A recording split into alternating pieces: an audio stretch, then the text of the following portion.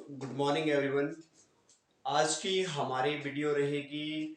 आज हम इंडियन जो आर्टिकल्स है, भारत के संविधान में जो आर्टिकल 70 से लेके 78 तक हम स्टडी करेंगे। पिछली वीडियो में हमने उपराष्ट्रपति उपराष्ट्रपति को कंप्लीट किया, जिसमें जो आर्टिकल आपका 63 से लेके 69 तक कंप्लीट कर लिए थे। तो आज हम 8-9 आर्टिकल अगेन हम स्टडी करेंगे और ज्यादा टाइम वेस्ट नहीं करेंगे, डायरेक्ट टॉपिक के ऊपर आते हैं। तो हम आज वन बाय वन आपका 70 से लेके 78 तक हम आर्टिकल स्टडी करेंगे, और उसके आगे के जो आर्टिकल है फिर लोकसभा और राज्यसभा संसद के बारे में हम अगली वीडियो में डिस्कस करेंगे। तो लेट्स स्टार्ट द वीडियो। सबसे पहले मैं यहाँ पर लिख देता हूँ 70, 71, 72, 73, 74, 75, 76, 77 एंड 78। आज हम इन आर्टिकल्स को डिस्कस करेंगे। तो सबसे पहला आर्टिकल देखो क्या कहता है। संसद उपराष्ट्रपति को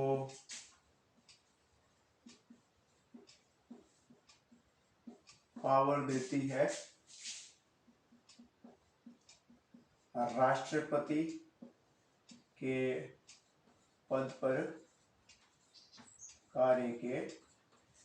तो जो 70 आर्टिकल है ये कहता है कि संसद, आपको पता है संसद के दो सदन होते हैं, राज्यसभा और लोकसभा। तो संसद जो उपराष्ट्रपति है उसको पावर देती है कि आप राष्ट्रपति के पद पर कार्य करें। अगर राष्ट्रपति अपने पद पर नहीं है, वे विदेश दौरे पर गया है या फिर छुट्टी राष्ट्रपति ने ली है, तो ऐसे में उपराष्ट्रपति उसके पद पर कार्य कर सकता है। तो जो आपका 65 आर्टिकल है उसमें केवल कार्यवाहक राष्ट्रपति के बारे में बताया है। तो यहाँ पर पावर कौन देता है उपराष्ट्रपति को राष्ट्रपति के पद पर कार्य करने के लिए? तो संसद उसको पावर देती है। 70 आपका कंप्लीट हो गया। फिर 71 कहता है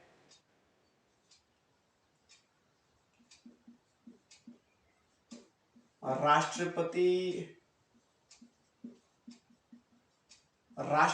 वह उपराष्ट्रपति के अपवाद का निपटारा, सुप्रीम कोर्ट। तो ये क्या कहता है कि 71 आर्टिकल कहता है कि मान के चलो अगर राष्ट्रपति या उपराष्ट्रपति का चुनाव तो जो ये आपका इलेक्शन कमीशन करवाती है, अगर ऐसे में उपराष्ट्रपति या राष्ट्रपति के चुनाव में कोई गलती हो जाती है, चुनाव हो गया और बाद में पता चलता है कि राष्ट्रपति के चुनाव या उपराष्ट्रपति के चुनाव में कोई किसी तरह की गलती हो गई, वो राष्ट्रपति की आयु कम हो गई, तो ऐसे में बाद में उपराष्ट्रपति या राष्ट्रपति को पद से निकाला जाएगा। तो मानो इस बीच में राष्ट्रपति ने कोई डिसीजन, 2-3 डिसीजन ले लिए थे। तो अब मेरा आपसे ये सवाल रहेगा कि क्या राष्ट्रपति के द्वारा लिए गए वो डिसीजन गलत होंगे? क्योंकि राष्ट्रपति तो अब निकाल दिया गया है, क्योंकि गलती से गलत तरीके से उसका इलेक्शन किया गया था। नहीं, उसके द्वारा डिसीजन जो लिया गया है वे गलत नहीं होंगे। क्यों नहीं होंगे? क्योंकि राष्ट्रपति हर कार्य को मंत्री परिषद की सलाह पर करता है। तो बिना मंत्री परिषद की सलाह के राष्ट्रपति कोई भी काम नहीं करता है। तो इसलिए ये बातें आपको समझनी है कि अगर उपराष्ट्रपति और राष्ट्रपति के बीच में इलेक्शन से संबंधित कोई गलती हो जाती है तो उस अपवाद को कौन खत्म करेगा? आपका supreme court, chief justice of high court, जो सुप्रीम कोर्ट है, वे उस मामले की छानबीन करेगा। तो पेपर में क्वेश्चन आ सकता है कि कौन राष्ट्रपति और उपराष्ट्रपति के जो चुनावी मामले की छानबीन करता है? अगर गलती पाई जाती है तो सुप्रीम कोर्ट उसमें उस में छानबीन करेगा। तो 71 कंप्लीट हो गया। तो यहाँ पर 72 राष्ट्रपति की क्षमादान राष्ट्रपति की क्षमादान शक्तियां। ये राष्ट्रपति की क्षमादान शक्तियों का मतलब है कि अगर मान के चलो राष्ट्र अगर किसी ने गुनाह किया है, उसको मृत्यु दंड दिया गया है, तो ऐसे में अगर वे राष्ट्रपति से सिफारिश करता है कि मुझे मेरी आप सहायता करे, कुछ भी अगर उसके साथ उसके समक्ष फरियाद करता है, तो राष्ट्रपति उसकी जो उसको मृत्यु दंड दिया जा रहा है उसको कहीं ना कहीं एक कठोर सजा में परिवर्तित कर सकता है। अगर कठोर सजा दी जा रही है तो उसको उसकी जो सजा है उसको कम कर सकता है राष्ट्रपति। तो इस तरह की पावर राष्ट्रपति के पास होती है। तो फिर आपका 73 आ गया। इसमें संसद राष्ट्रपति की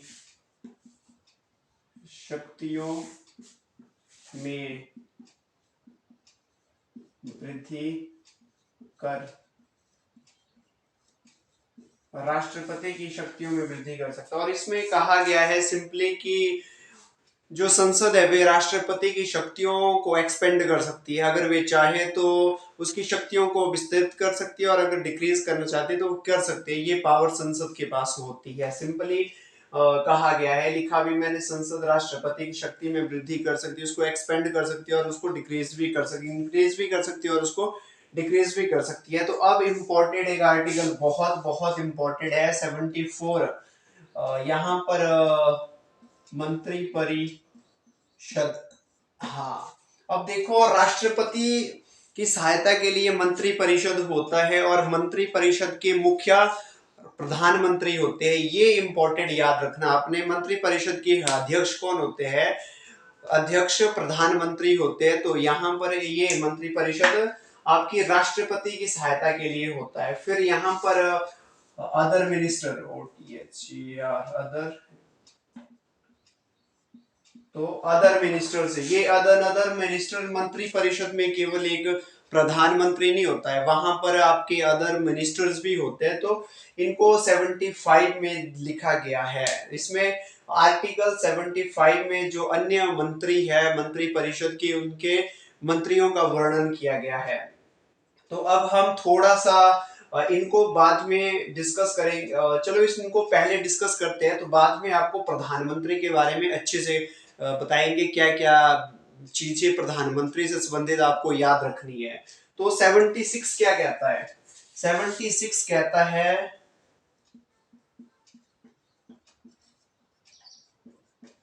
76 कहता है आपका 75, यस 76, अटॉर्नी जनरल, जिसे हम AG कहते हैं। अटॉर्नी जनरल क्या होता है? देखो, जो मंत्री बनते हैं, MPs बनते हैं, आपको पता है लोकसभा में आपके 545 है। मैं कहता हूं कि 545 में केवल कुछ मंत्री ही ऐसे होते हैं, कुछ MP ही ऐसे होते हैं, सांसद होते हैं जो आपके पढ़े लिखे अच्छे होते हैं, और 80% ऐसे होते हैं जो कम पढ़े लिखे होते हैं। कई तो ऐसे होते हैं जो बिल्कुल ही पढ़े लिखे नहीं होते हैं, मंत्री तो बन जाते हैं। तो ऐसे में देखो आप संसद में वे बहुत से विधेयक पास करते हैं, चाहे GST हो, कृषि आपका किसान बिल हो, बहुत से विधेयक वो पास करते हैं। जबकि अगर देखो एजुकेशन उनकी +2 10th होती है और पास वो भारत देश के लिए वो किसान से संबंधित बिल ला रहे हैं, GST ला रहे हैं। तो क्या आप समझ रहे हैं कि क्या वे मंत्री उस बिल को लाते हैं? नहीं, मंत्री उन बिलों को नहीं लाते हैं, केवल वो उसके ऊपर चर्चा करते हैं। अगर एक मंत्री को अगर आप किसान बिल के ऊपर संसद में चर्चा करने के लिए कहे, वो अच्छे से भाषण भी नहीं दे पाएंगे। तो इसके लिए क्या होता है, अटॉर्नी जनरल होते हैं जो, अब चीजें थोड़ी सी देखो ध्यान से समझो कि अटॉर्नी जनरल एक ऐसा होता है जो कि सरकार का एक कानूनी अधिकारी होता है। जो अगर मान के चलो GST लाया गया, GST से पहले क्या किया गया, अटॉर्नी जनरल जो होता है उसको बता दिया गया कि भाई आप जो GST के ऊपर अच्छे से हर एक चीज का संज्ञान कीजिए, आप इसका एक ड्राफ्ट तैयार करिए कि भारत देश के जनता के लिए ये बेनिफिशियली है कि नहीं है, हर एक जनता के लिए ये समान होना चाहिए, किसी को इस जीएसटी के द्वारा किसी वर्ग को इसका डिसएडवांटेज नहीं होने चाहिए या फिर उसको हानि नहीं होनी चाहिए। तो इसलिए अटॉर्नी जनरल क्या करता है, इन बिलों को बनाता है, वो पूरे का पूरा चारों तरफ से उस बिलों को देखता है, उसके बाद ये उसको संसद में पेश करता है। संसद में अन्य विधायक जो जितने सॉरी जो सांसद होते हैं वे उसके ऊपर चर्चा करते हैं कि लाना चाहिए नहीं लाना चाहिए। परंतु एक बात यहाँ ध्यान रखनी है कि जो संसद होते हैं वे जरूरी नहीं है कि जो ये बातें कहे वह उन्हें मानने के लिए बातें है, वे उनकी इसकी बात को मान भी नहीं सकते हैं। तो ये बात आपने बहुत इंपॉर्टेंट याद रखनी है। तो अटॉर्नी जनरल एजी हो गया, उसके नीचे आप देखोगे तो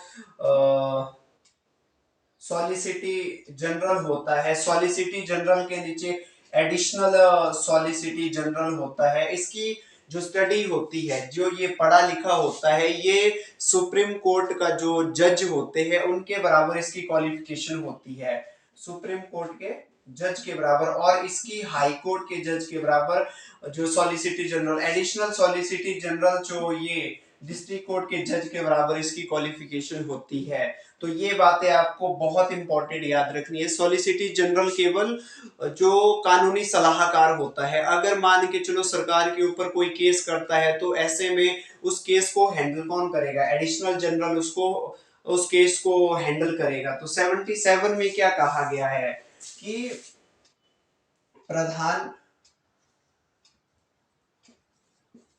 देश का हर काम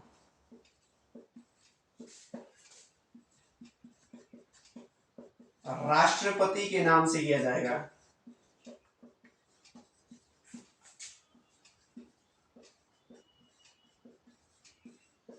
देश का हर काम राष्ट्रपति के नाम से किया जाएगा, और करेगा कौन, प्रधानमंत्री। ये बिल्कुल इजी है, देश का हर काम जो भी है ये राष्ट्रपति के नाम से किया जाएगा, हर काम। उसके बाद 78 कहता है कि प्रधानमंत्री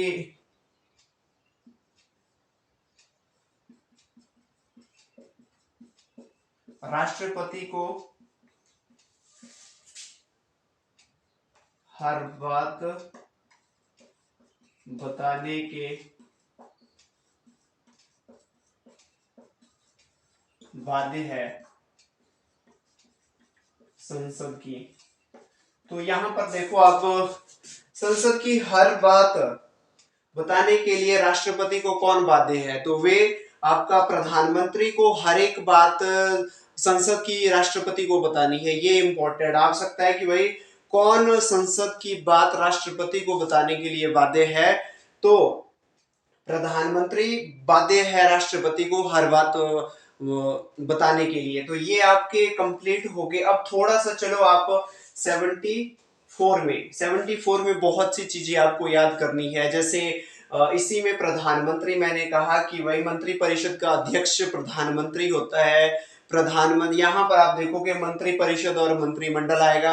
अब मंत्री परिषद के बारे में थोड़ा सा देखो कि जब आप सभी को पता है भारत देश के ऊपर अंग्रेजों ने शासन किया, तो 1861 की बात है जब लॉर्ड कैनिंग ने एक योजना लाई, उसने एक पोर्टफोलियो योजना लाई कि भाई भारत में हर एक जितना भी जो भी कार्य है उनको डिपार्टमेंट में बांटा जाएगा। जैसे एजुकेशन 1961 की बात है, लॉर्ड कैनिंग ने लाई थी ये पोर्टफोलियो योजना। उन्होंने कहा कि हर एक को डिपार्टमेंट, हर विभाग को अलग अलग किया जाएगा। एजुकेशन को अलग किया जाएगा, जो आपका हेल्थ सेक्टर को अलग किया जाएगा, रेलवे डिपार्टमेंट अलग किया जाएगा, बैंक प्रणाली को अलग से किया जाएगा, हर एक को अलग किया जाएगा। तो इसमें कहा गया कि भाई एक विभाग का व्यक्ति दूसरे विभाग में कोई भी कार्य नहीं कर सकता है। अगर एजुकेशन का बड़े से बड़ा अधिकारी भी जो आपका हेल्थ सेक्टर में छोटे से छोटा कार्य नहीं करेगा, उस विभाग से संबंधित वे डिसीजन ले सकता है। हर एक अधिकारी अपने विभाग से संबंधित ही कार्य करेगा, कोई भी दूसरे में दखल नहीं करेगा। तो इस तरह से पोर्टफोलियो व्यवस्था उन्होंने लाई, तो मंत्री परिषद व्यवस्था उन्होंने लाई। आप देखते हो कि भारत में जैसे अगर मंत्री परिषद की बात करें तो मंत्री परिषद में 4 तरह के मंत्री आते हैं, तो यहीं पर लिख लेता हूं मैं। एक तो आपका कैबिनेट मिनिस्टर्स हो गया, एम लिख लेता हूं मैं। कैबिनेट मिनिस्टर्स एक स्टेट मिनिस्टर्स जो राज्य मंत्री हो गया, एक स्टेट मिनिस्टर स्वतंत्र प्रभार, स्वतंत्र प्रभार, और उसके बाद एक उप मंत्री। देखो अब समझो, अच्छे से समझनी इन चीजों को। कैबिनेट मिनिस्टर कौन होता है? कैबिनेट मिनिस्टर आपका जो अपने विभाग का प्रमुख अधिकारी होता है, प्रमुख सबसे बड़ा होता है, और वे अपने विभाग से संबंधित हर एक डिसीजन लेता है। और कैबिनेट मिनिस्टर हो गया कि भाई वे अपने विभाग को देखता है, अपने विभाग से संबंधित हर डिसीजन लेता है। उसके बाद आ गया आपके पास जो आपका राज्य मंत्री।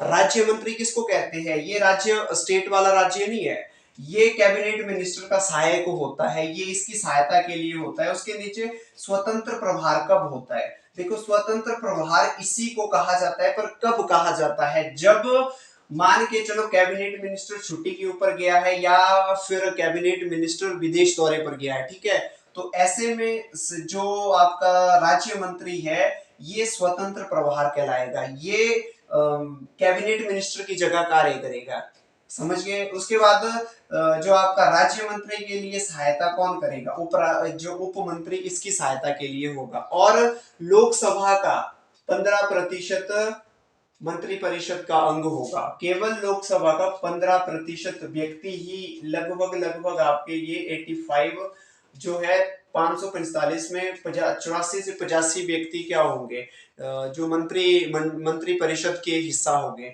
अब ये बात आपको मंत्री परिषद में समझ आ गई। एक चीज होती है मंत्रिमंडल। मंत्रिमंडल क्या होता है? मंत्रिमंडल जहां पर केवल और केवल दो ही मंत्री शामिल होते हैं, एक कैबिनेट मिनिस्टर और दूसरे राज्य मंत्री स्वतंत्र प्रभार। क्यों होते हैं ये? कैबिनेट जो मंत्रिमंडल होता है जो अपने विभाग से संबंधित डिसीजन ले सकते हैं। तो आपको पता है कैबिनेट मिनिस्टर अपने विभाग से संबंधित डिसीजन लेता है। मान के चलो अगर ये अपनी जगह नहीं है, तो ऐसे में ये भी तो डिसीजन लेता है।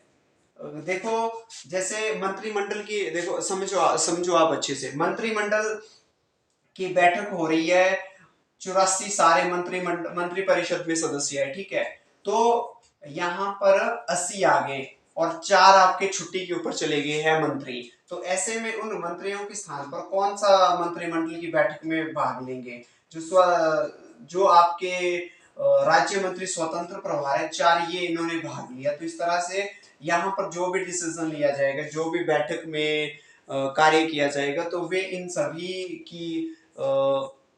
इन सभी के द्वारा किया जाएगा। और अध्यक्षता कौन करेगा? जो प्रधानमंत्री मंत्रिमंडल हो चाहे मंत्री परिषद, उनका अध्यक्ष प्रधानमंत्री होगा। तो अब थोड़ा सा आप सुपर कैबिनेट समझो। सुपर कैबिनेट क्या होता है? सुपर कैबिनेट आपका एक ऐसा, जिसे हम योजना आयोग, नीति आयोग कहते हैं। 2015 में नीति आयोग का नाम योजना आयोग कर दिया गया। जो फाइन आपका प्लानिंग कमीशन, उसका नाम रख दिया गया। इसको समझने के लिए देखो, मैंने कहा कि एक विभाग का मंत्री अपने विभाग में ही डिसीजन ले सकता है। अगर हेल्थ का मिनिस्टर है तो वे हेल्थ से संबंधित ही डिसीजन लेगा, शिक्षा विभाग से संबंधित डिसीजन नहीं लेगा।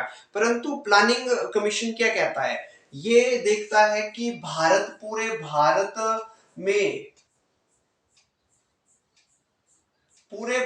में, कहां पर हॉस्पिटल निकालना है, कहां पर पुल बनाना है, कहां पर सड़क बनानी है, कहां पर बांध बनाना है, कहां पर यूनिवर्सिटी निकालनी है। तो देखो ना, एक जो विभाग है, एक प्लानिंग कमीशन हर विभाग के कार्यों को कर रही है। हॉस्पिटल बनाना है, हेल्थ का आ गया, यूनिवर्सिटी निकालनी है, शिक्षा विभाग का आ गया, पुल बनाना है, यातायात का आ गया।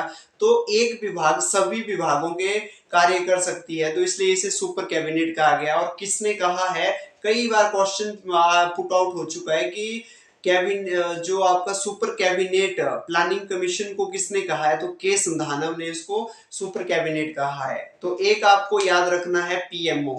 पीएमओ मान के चलो, कई बार ऐसा होता है कि पीएमओ यहां लिख लेता हूं मैं, जगह नहीं बची ना। पीएमओ तो प्राइम मिनिस्टर ऑफिस। कई बार क्या होता है कि कैबिनेट, जैसे प्रधानमंत्री क्या करता है, प्रधानमंत्री राष्ट्रपति को कहता है कि भाई इस व्यक्ति को आप मंत्री बनाइए। तो प्रधानमंत्री सलाह देता है राष्ट्रपति को, और राष्ट्रपति जो सांसद होते हैं उनको मंत्री बनाते हैं। ठीक है, ये इतनी बात आपको समझ में आ गई। तो ऐसे में कई बार क्या होता है कि किसी विभाग के लिए कोई उपयुक्त मंत्री नहीं मिल पाता है, तो ऐसे में वे डायरेक्ट आपके अन्य व्यक्ति के पास दिया जाता है। रेलवे के पास मान के चलो आप शिक्षा विभाग का भी दे दिया, तो ऐसे में कुछ टाइम तो वो हैंडल करेगा, परंतु कार्य ज्यादा होने के कारण कुछ टाइम के बाद वे विभाग डायरेक्ट पीएमओ के पास चले जाते हैं। पीएमओ का मतलब है कि प्राइम मिनिस्टर के ऑफिस में चले जाते हैं।